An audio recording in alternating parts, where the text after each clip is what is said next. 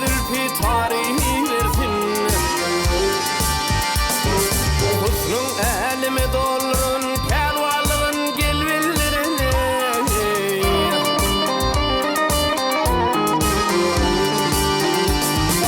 Üçü aşık öldüren sadı uygun hor versin, sadı uygun hori versin.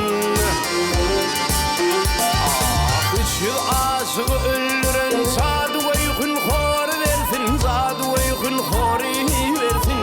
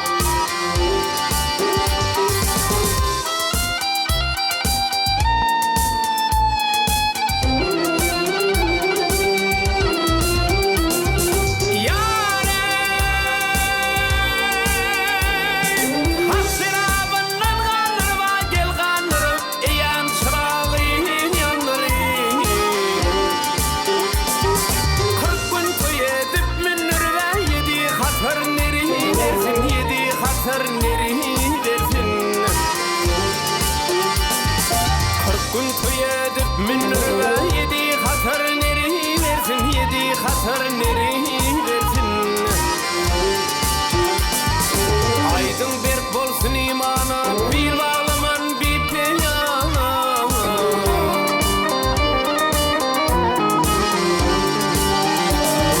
Bal seyledime kerem sana, radî olup bari versin, radî olup bari versin.